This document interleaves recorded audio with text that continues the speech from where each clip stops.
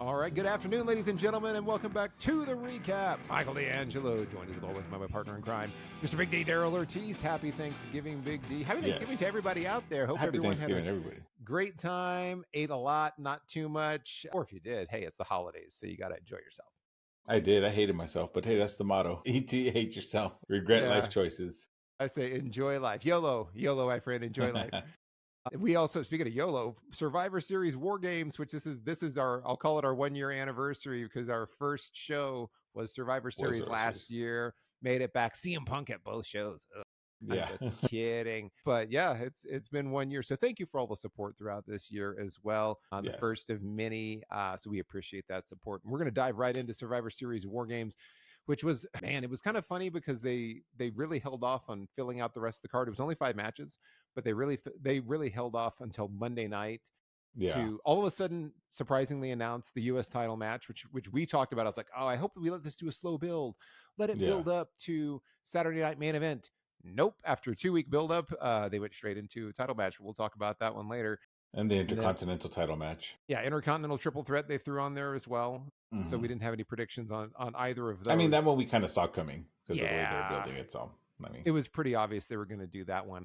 But yeah. they kicked off the night with the women's War Games match. One thing that I'll say immediately, and I wish that they would change this about both War Games, I don't like the fact that you have 5 minutes with the first two competitors and then it switches to 3 minutes, because I feel like the first two competitors for both War Games matches was a lot of kind of sitting around and not doing much, especially Yeah. in the men's. But in It's a the lot of first one, filler. there's a lot Yeah. of filler and a lot of slow burn of, hey, the match hasn't even started yet. So it's, you have like 5 minutes of inconsequential things happening. So not wish WWE at least make it uniform. Make it every 3 minutes or every 2 minutes somebody comes in. Get everybody in there a little bit sooner until where it's a little bit more meaningful. But we started off with the women's War Game match. Bayley and Nia Jax were the two starting for their teams. I do want to ask you this, Big D. I still feel like Bayley is going to be responsible for Jade Cargill's attack. I had mentioned that Probably. before, Yeah. because and I think what solidified it is on Monday night when she helped. She did a heel tactic. She ran down and she helped Bianca and she attacked Nia when she wasn't looking and pushed her off the top ropes, which I was like, that's not a face thing to do. Like, she Yeah. ran out and did heel maneuvers and was like, Right. hey, cool. So that kind of solidified it for me that she's going to be the one that did it. And then she also, early in this one, she pulled off of her part of her ring gear and used it as a whip and started whipping her. Which I know you have weapons and you're allowed to do that, but it still came off as heelish to me. So I feel like that this is still the setup for Bayley becoming a heel. Yeah. I think Bailey will turn heel again. Yeah. It looks like that way. I mean, I'm not 100% on it, but I mean, they're probably gonna have her be the one who attacked Jade to get herself in the Survivor Series match. So we'll see how that goes. But yeah, the whipping. I mean, I could go either way on that, because I feel like that's no different than like when Hulk Hogan or Cody take off the weight belt. Yeah, And true. so it's kind of like, it can go either way. But I noticed she was wrestling with that sleeve still on, and I was wondering why. I thought it was part of her outfit after a while. At first, I was like, oh, she forgot to take it off, and then when she did that, I was like, that's why. That makes Yeah. sense. There was But a reason for it. Lots of yeah, weapons in this one too. I felt like in the women's they started out with more weapons and they yeah, were just immediately as they come in, they had the toilet seat. That was kind of a silly spot where they yeah, put the toilet seat over Nia's head. And yeah. Naomi basically just grinded her butt in her face. She basically gave her a lap dance. She did the stink face, She pretty did the much, stink is what face. she did. She did the Yeah, stink face, but that was like the stink face you get at the club. that one cost extra, kids. Yeah, I was watching that going, I don't know how much damage that's doing. Maybe to Nia's ego, but Yeah, there was lots of weapons. You know, you had, if we want to do the rundown, Naomi was in third, Candice LeRae was in fourth, Tiffany won it in next, but Candice LeRae pushed ahead of her, so that was kind of a yeah, continuation of that. Bianca Belair was next, and then Tiffany Stratton came in. Then you had Raquel Rodriguez, Rhea, and then Liv Morgan. So that was the order where they all came in. And I guess was it really Team Liv versus Team Rhea? Because they never really said whose yeah. They team were it saying was. Team Live. Yeah, Okay. I think I had heard them say Team Live a couple times. So yeah, it looks like Liv was the leader of the team. So they made sure that the leaders waited to the very end, typical War Games fashion. Yeah. And then Rhea coming out with the horned mask, The which was horn actually mask. pretty cool. Yeah. That was pretty cool, like the Baphomet kind of esque mask a little bit, but Yeah. really really cool. I liked it. She did use it as a weapon, which was obviously is told by Michael Cole that, well, she could use it as a weapon. It's anything goes in war Anything games. goes. But and honestly, I enjoyed this match. It was a spot fest. They had a Yeah, ton of totally spots. Of was. course, you had Io recall back her prior war game spot with the trash can, but adding, and I knew they were going to do that because she climbed up with the trash can. Yeah. But adding Tiffany Stratton doing a swanton simultaneously was actually that was really great. cool to see. So that was awesome to see. Those two were my favorite part of this was Yeah. Tiffany Stratton and Io. Because they really showed off. Io always does great. Tiff's a great athlete, so they really showed up and they had a lot of great spots. We got a little fake out with the cash in from Tiff, Yeah. which it kind of half expected it to happen. Okay, I did not like that because we knew it wasn't gonna. It's not gonna happen because if you really like think about it, how would it have worked out? Because she would have had to have pinned Liv, right, to win the War Games match, but she would have also won War Games for her team while winning the title. But no, she couldn't pin Liv because Liv was on the same team as her. Yeah, it was on the See, same so that's team. where the problem lay, was that she couldn't pin either champion because both champions were on her team. So it really wouldn't have counted towards the War Games piece of it. So what was she going to do? Just pin the champion, take the title, and leave? Yeah, and just and take then off. it's 4-on-5. Because if you leave, if you abandon, they already said that if you leave, then you forfeit. So as soon as somebody tries to leave the cage, then it's a forfeiture for So your that's what I'm team. saying. So Like, she does couldn't that leave. Yeah. Yeah, so it's like, at first I saw the briefcase, I was like, "Oh, that's really cool," and then I got a little excited. I said, "Oh, okay, cool, they're gonna do it." But then when you think about it, you're like, "Well, I mean, it's both of them are her teammates. Like, it's not gonna happen." Like, so I don't know. I like the fake cash-ins, because they build anticipation and all that. But this one kind of like, well, when you apply logic, it's not gonna work. But I mean, it was entertaining, I suppose, because then you had Raquel, getting mad at her and catching her in the act, and then of course you had the fire extinguisher hit, and then that's where the confusion occurred, and you had Raquel handcuffed by Rhea, which was actually a very smooth transition, very good use of the fire extinguisher smoke. So that was actually really cool to see, because then you had her handcuffed for the rest of the match to the rope, which didn't phase her because she still took people out off of the ropes. Yeah, whenever they would get closer, like I thought it was done really well because she was able to help out Liv a little bit, where she reached out and grabbed her and pulled her towards her when she was up on Rhea's shoulders. So it was the riptide. She was trying to do the riptide, and she just pulled her. She grabbed her and pulled her back. And they had at one point Raquel and Nia Jax hit like the super collider. Yeah, it was like, off the cage, and then off when they touched the backs, and then onto teammates, which is actually really cool to see. There was a lot of really good spots. It was obviously it ended with Rhea hitting the riptide from the top rope, which I was like worried about that when I saw them. They're trying to get balanced and try and get it just right. She even looked up because she saw the little platform on top of her. Yeah, she like looked up. She's making sure she had enough clearance. She had to make sure she had enough distance. I thought she kind of came down with her knees on the table also. Yeah, when I saw it. So it was a pretty dangerous spot. There was a lot of ways it could have gone wrong. Yeah, but she hit the riptide through the table with Liv, picked up the victory for her team. Everybody scaled the cage at the end. It was a fun match. It was good. These ones are spot fest, and they're always really good. Yeah, it's just fun. For me, it was like from a story aspect, I wasn't really I'm still not really invested in the Liv versus Rhea thing. It's like when but it was. I mean, I feel that ran its course already. Yeah. I feel like they already had the blow off match, but now it's just continuing on. But which is fine. But we got a great War Games match out of it, so I guess I'm not complaining about it. Yeah, it was fun. It was really it was a lot of fun to see, and yeah, man, all those spots were pretty crazy to see. The Oblivion with the chair on Bayley, which I thought she literally like got a leg of chair in her eye for some reason. I was like, oh shoot, but that was actually really good. Yeah, everything was good. I was excited for it. And it'll be interesting to see now what happens with Bayley, because she's still in the the Women's U.S. Championship tournament. Mm-hmm. The other thing, they finally did announce the Women's Intercontinental title tournament. Told you. I know. I said the same thing when I did the solo one. I was like, they've got to, like, they have to have the symmetry. Yeah, and it looks cool. It looks like the men's title, but with a white strap instead of a black strap. Yeah. So it looks neat. I mean, I think it's overdue. I like it. I like the thought of it. I was excited to see that. I was like, all right, that's good. Now you can actually have more than one focal point in the women's division, which I'm very excited to see. So. Yeah. Well, and that's where, so who are the finalists? Like at this point, you got Michin, Bayley, and then who are the other? I think there's another one that's going to be Naomi versus Tiffany Stratton versus somebody else is in that list. So that will be. There's not it's not a lot of heavy, like Bayley's like the heaviest hitter so far in that tournament. Yeah, I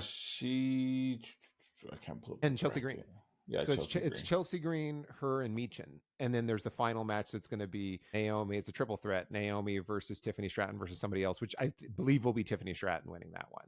And then Yeah. you're going to have Bayley and Tiffany probably in the finals.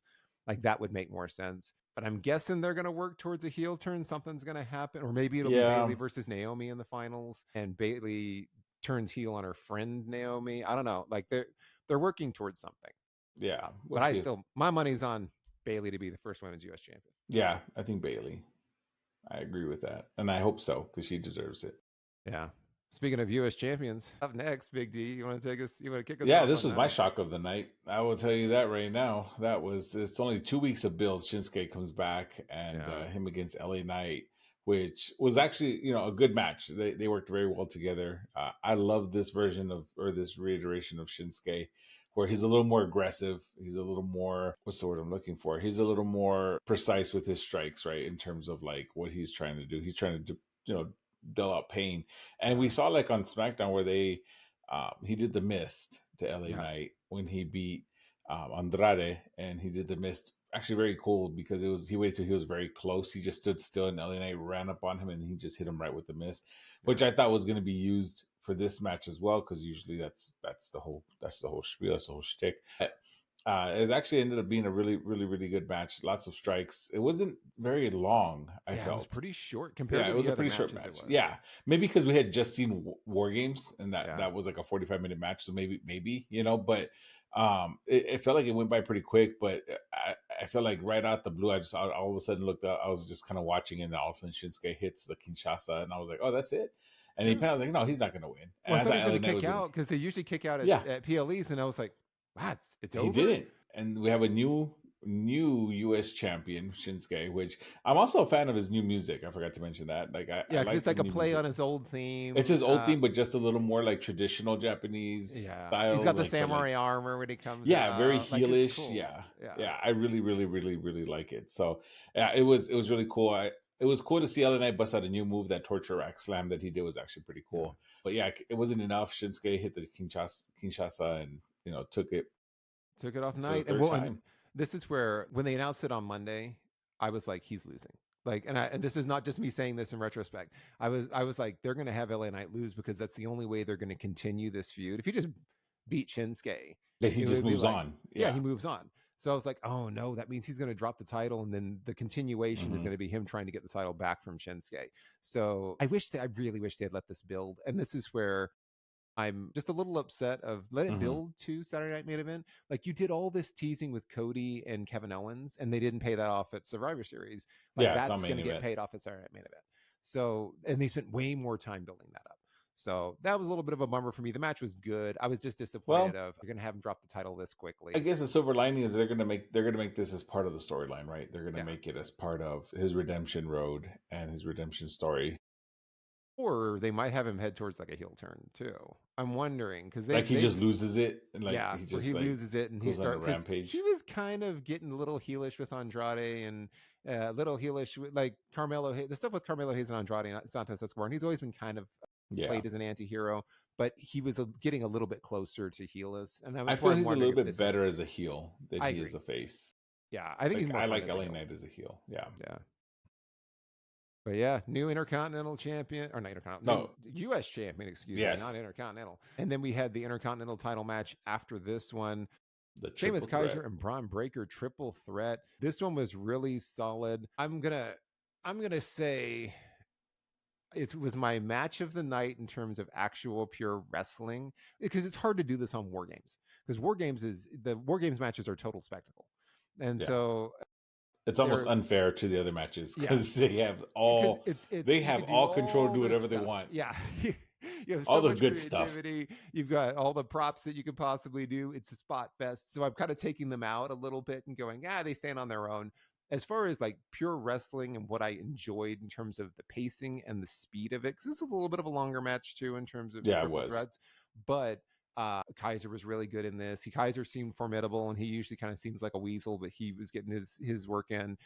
Sheamus looked good. Breaker, of course, always looks great. Like, we knew Breaker wasn't probably going to lose this one. There were a couple of moments where I found myself going, man, like he might actually lose. And it was when he ran into the chair in the Mm-hmm. corner, and then he got hit with the rogue kick, and then Kaiser pulled the referee out. Like I was like, oh man, they might actually, are they going to give Sheamus that Intercontinental title that Finally, he hasn't won? It could happen. And so they got me for just a second, and it wasn't meant to be. But I really enjoyed this one just from a straight up wrestling aspect. I liked it. But what were your thoughts on the yeah, I Intercontinental title? agree. I really enjoyed this match. I thought this was the I would say the reason why this would be match of the night as well for me is because of the storytelling, the continuation of it. Yeah, You had Kaiser kind of fall out of it for a little bit until Gunther woke him up, so to speak, and was like, hey man, you need to show them who you are and this and that, and you need to find yourself again. yeah, And he did. He came at it with, honestly, I didn't see Kaiser, I mean, as more than like a lackey for a while until recently. You know, he yeah, started really kind of standing on his own and doing his own thing. I almost thought he was going to have his own theme music, but he's still sharing the Imperium theme music, which is fine because that's his yeah. faction. I'm cool with that. I'm totally cool with that. But I liked this whole aspect of him. Now he's, you know, standing on his own. He has no more tag team partner. He's not, you know, following Gunther around like a puppy. He's going for his own title now. And I think that's good storytelling in terms of the rivalry he's had with Sheamus. And it just kind of spilled into the, like, Braun Breaker was just kind of a victim of the overflow of their feud, right? And Yeah. it turned into a triple threat, which it did really mess with Braun Breaker because he had a bunch of near falls where he not a bunch, but he had quite a few near falls where we thought for a minute there he was going to lose it, even on each other. And again, the whole storytelling of him versus Sheamus, like you said, Sheamus had the pin, 1, 2, and Kaiser pulled him out. And that's, again, Kaiser ruining his opportunity again. Like, I thought Yeah. that was great. They could have had Braun kick out. They could have had him, you know, Kaiser hit the referee or something, but he grabbed Sheamus and just yanked him out of the ring and was smiling about it, you know? Yeah. So I like that. Of course, the shillelagh comes into play where they just beat the hell out of each other with it.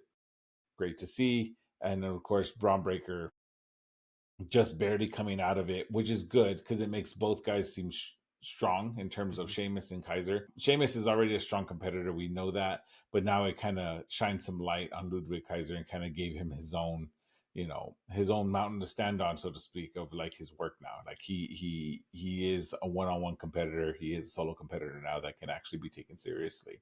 Yeah. So that's why I enjoyed it. Yeah. Yeah. It was good stuff. Like for me, it was my match of the night. Even though we knew it was predictable in the sense that we knew Braun wasn't going to drop the Right. title, I thoroughly enjoyed it. Yeah, it was. I mean, we kind of knew, but they were both protected very well with the triple threat rules and the way they went about it. So, Yeah. but yeah, I mean, and then you went from one Imperium song to another. You had the World Heavyweight Championship of Gunther versus Damian Priest, which is round two, right? Because Hmm. Gunther had already beat Damian Priest once at SummerSlam, and so was it SummerSlam? Yeah, it was. Yeah. SummerSlam. And so you had it was a good match. It was very physical, which is what we expected out of the two. It Hmm. was a very physical match. It was very, you know, just at each other. But then the uncertainty of Gunther, whether he is in his own head or if Damian Priest was in his head, that did come to light a few times where Damian Priest kept fighting through and Gunther was just kind of like, oh my God. Yeah. What do But I do here? Yeah. exactly. But of course, at some point in the match, Damian Priest hurt his shoulder, and Gunther, as a wonderful tactician that he is, took full advantage of that Yeah. and really did like beat the hell out of him with it. Tried everything up to even like a constricted Kimura. He had like a modified Kimura lock on him, where he really put his leg down like on his neck to like really separate the shoulder a little bit. Yeah. Great move, great way to sell that. And then of course when they're both on the top rope and Damian Priest pushes him off and falls, literally lands on his shoulder. You had a moment there where you thought he did maybe dislocate it or something because the ref was about to, you know, changing his thing to like, I guess, Page. Yeah. And Damian Priest waved him off and told him to give him a minute. So that was really good to see too, because it's like, did he really hurt himself or did, like, you know, it was hard to see. Trying to Yeah. get the razor's edge took him a few times, but he finally got it. But it wasn't enough because he couldn't. Again, he couldn't get the full leverage on. Couldn't get the pin getting 100%. Yeah. This match probably would have been my match of the night personally, just because I liked the brutality of it. I liked the way that they were so aggressive. If it Yeah. wasn't for the finish, you had Yeah. Damian Priest out there trying to like rolling around, trying to gain his wits about himself, right? And then out of the crowd, Finn Balor comes running on the barrier and hits a coup de grace on him and just taunts him. You know, obviously the ref didn't see, but then Gunther straight kicks him in the face for his troubles. Because again, and that's one thing I like about Gunther is that even though he is a heel, that's not how he likes to win. He does not like winning like that. Like he rather be the one delving out the punishment, and he can handle it. And I think that helped. Maybe this is going to set up something between the three of them. We already know Damian Priest and Finn Balor are going to go at each other. But who knows? Maybe this starts up. Maybe Damian Priest is hurt and is away from TV for a little bit, and we have Finn Balor against Gunther. And at this point, the only person that can defeat Gunther in my eyes would be Demon King Finn Balor. So, but we'll see if he brings that back out. But it was good to see because he did rack him on the ringside, but he rolled him in, hit the power bomb, and finished it. But even then, you could tell on his face he wasn't happy with the victory because he didn't like the way he won, because that's not how Gunther likes to win. So, but yeah, it was a good match. What did you think? The match, because it was very methodical. Like, I appreciated the fact that they did the whole. You saw Gunther's confidence growing as the match went on. Like, he was kind of getting back into his swagger a little bit, kind of zeroing in. The whole thing was like attacking the shoulder injury and really honing in on that, which I think was all they really needed to do here. It's like just have it be. Unfortunately, Damian Priest hurt his shoulder. He tried to fight through it, and Gunther took advantage of it. You even do it like a Bret Hart Stone Cold moment where he's like he passes out from the pain, like he wouldn't give up. Like, do that. Which they did end it that way. They did, yeah. Right? They did the choke out at the end where he choked him unconscious. But it didn't need the interference from Finn Balor. No, and I think that's where when I saw this, I was like, oh, we're doing this again. I had incorrectly called that this would be a replay of the last one, except it would be Kaiser doing it to Gunther. Well, we did get a replay of the last match. It was literally the same finish. Yeah. And the Finn interference just, for me, seemed like old hat. You don't have to go back to the well on that. Yeah. You still could have made DP look strong, and you could have had Gunther look like the ring general that was taking advantage of it and doing the heel thing and win cleanly, but with controversy because, hey, the guy was hurt. Like, if he was at 100%, would you be able to beat him? You still protect Damian Priest, Yeah, I felt like that would have been a better finish without all the Finn Balor stuff, but it is what it is. Mm-hmm. We'll see what happens with that, but I mean... Yeah. And not for the exciting moment. Just had one match left, which the whole thing, the men's War Games match. And which I will say, a couple of things really quickly on this one. They've started doing all those, NBA on TNT walkout intros where they're like everyone walking with their bags. And then they did an NFL on Fox intro that was cringy as anything I've ever seen. I did not like it at all. Cause it's like Solo Sikoa University. Actually, there is one that I did like. The shout out for UTEP, which is Tongaloa. As soon as I was like, hey, did he shout out UTEP? Yeah, he actually played for UTEP, if I'm not mistaken. He attended UTEP for like four years. Well, because everyone else's was like cheeseball like stuff, but Tongaloa actually shouted out UTEP. So I was like, oh, that's cool. I wrote that down when I saw it. I was like, man, he shouted out UTEP. Good for him. And see, it worked because UTEP beat NMSU last night. See, so there you go. The magic happened. So they had that. That was the only bright spot of the cringy NFL things where it was like Solo Sikoa. Tribal Chief. Is that Jacob Fatu? I love you, Solo. And it's like the Werewolf University. I'm like, guys, seriously, like that was a little much. But they started out all the new bloodline came out together. Old bloodline came out to, or OG bloodline, excuse me, came out to their individual entrances because, like, oh, these guys are a team, these guys are individuals. But then, of course, Michael Cole's like, well, maybe that means there's no leaders and everyone stands on their own. It's a new bloodline. It might be a good thing as they talk through it.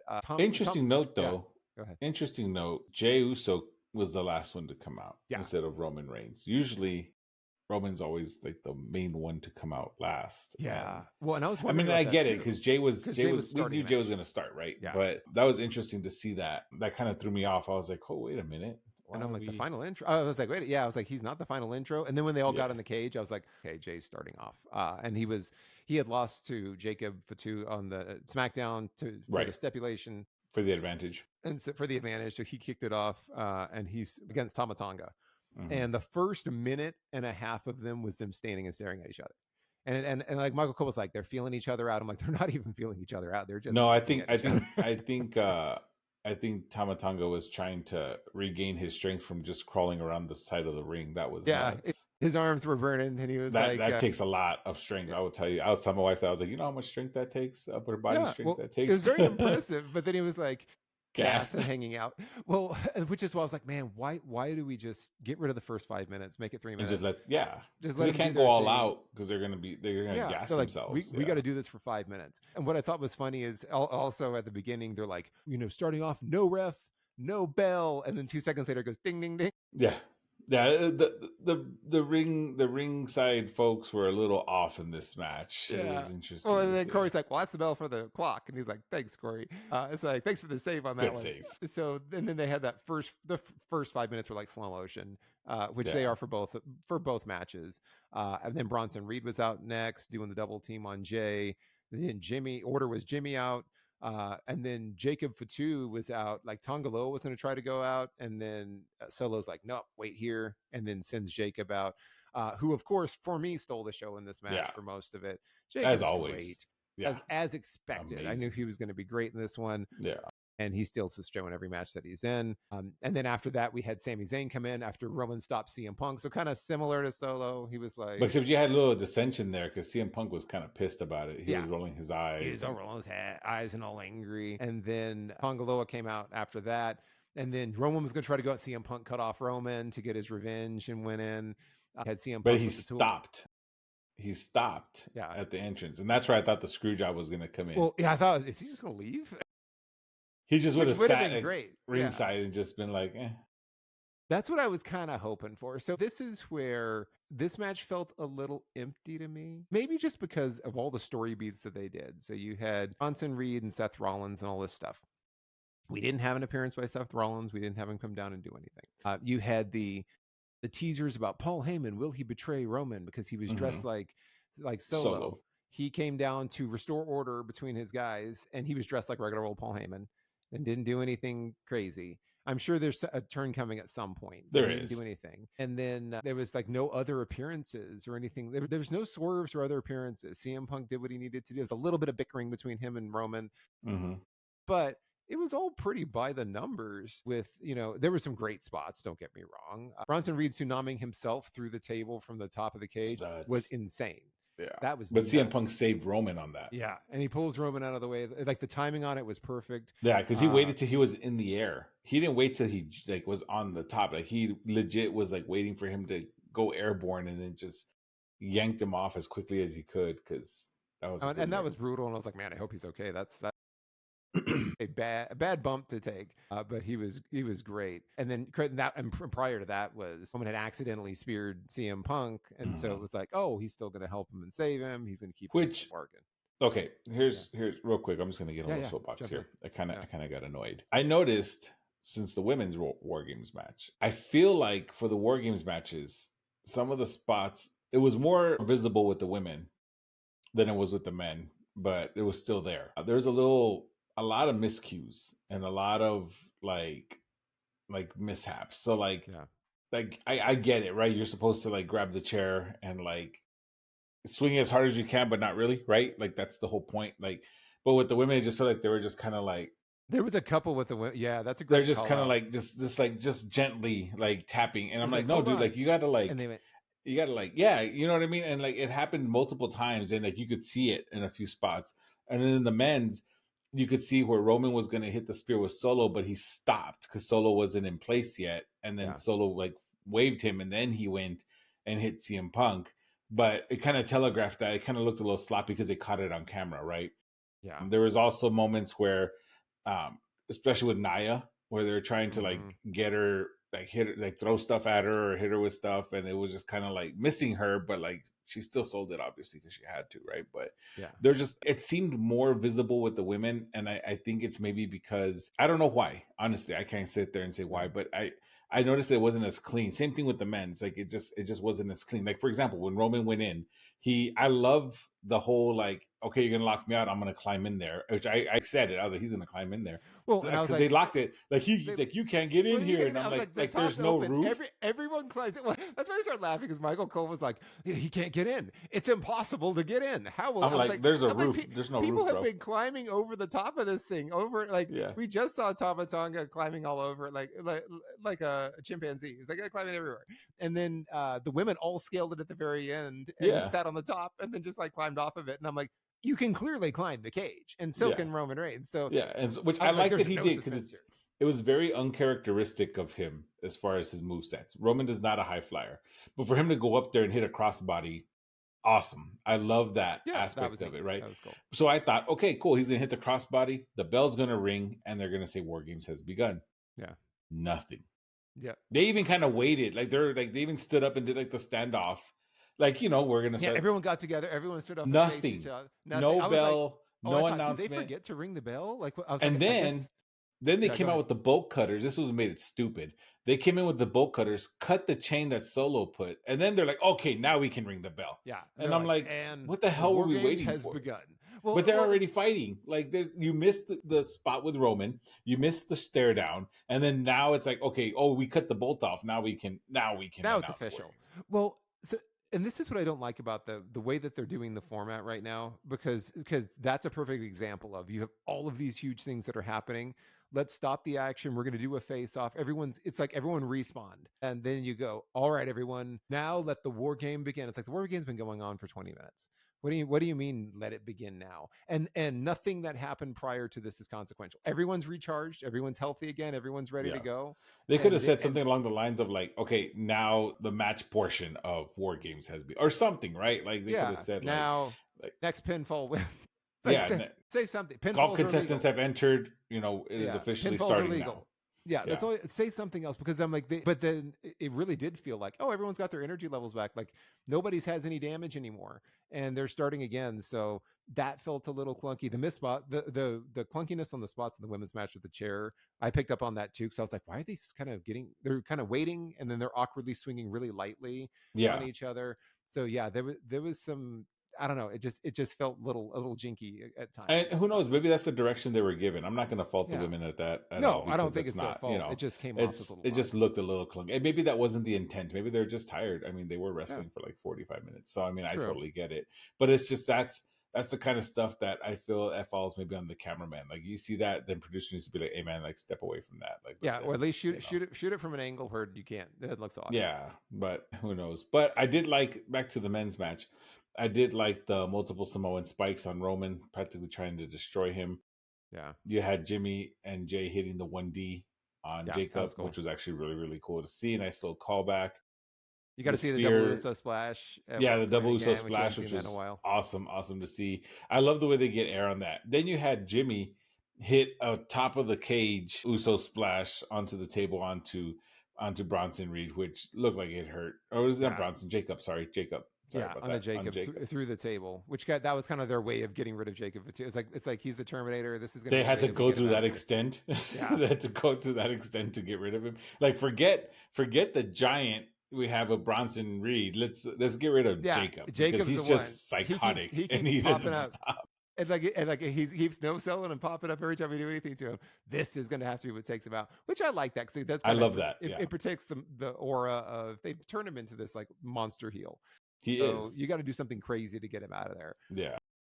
And basically, the end for me was a little too triumphant, because all the faces ran through their finishers on Solo. It was like boom, boom, all fit their finishers, with Roman hitting his finisher last, and then getting the pin, and everyone's happy and triumphant. And his Solo is defeated. And I was like, so is Roman the tribal chief now? No, because he didn't take the Michael Cole said on commentary, he's like, even though Roman's won, Solo's still the tribal chief because he still has the Ulafala. Yeah. So like, why didn't they just take it? No, here's my thing though. So if you remember the last time Jay tried to step out and take over, he challenged in tribal combat. Yeah. For the Ulafala. And he lost. And then Roman kept up as tribal chief. I think this is where Roman builds up the confidence, and Paul Heyman talks him into challenging Solo for the tribal chief for the Ulafala in tribal combat. And I think that's where this goes, right? This is going to go to that. And this is where the Paul Heyman turn is going to happen. I can see that. Because Roman's going to be on the verge of victory, and you're going to have something happen, whether it be Brock Lesnar returning, which I've heard rumors of him returning, or whether it not even get him involved, but if it's just Paul Heyman kind of causing some sort of interference somehow, some way, to where Roman's going to lose and Solo's going to stay as tribal chief.